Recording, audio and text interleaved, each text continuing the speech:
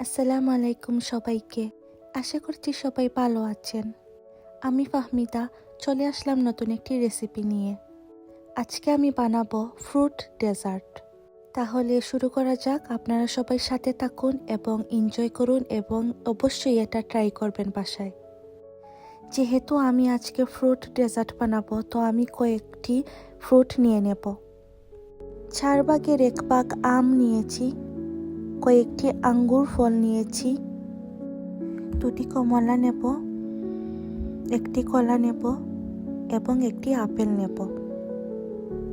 এগুলো সব ফল এখন একটা একটা করে টুকরো টুকরো করব।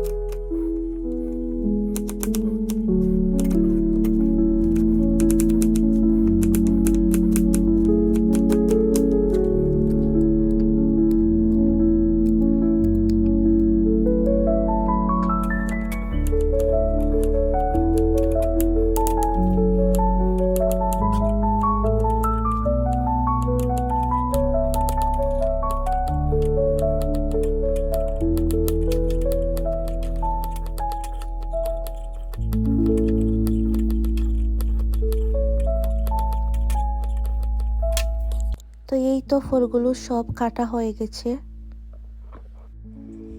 এখন আমার লাগবে একটি ডাবল ক্রিম এবং লিকুইড দুধ। একটি পাত্রে আমি ছোট সাইজের ডাবল ক্রিমটি পুরোটাই ঢেলে দেব আর প্রায় 1 লিটারের মতো দুধ দিয়ে দেব।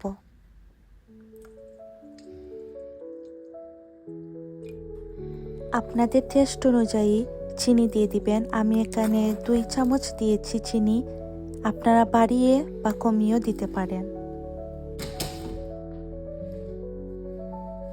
লিকুইড দুধ, ডাবল ক্রিম এবং চিনি ভালোভাবে মিক্স করে নেব যাতে কোনো দানা না থাকে।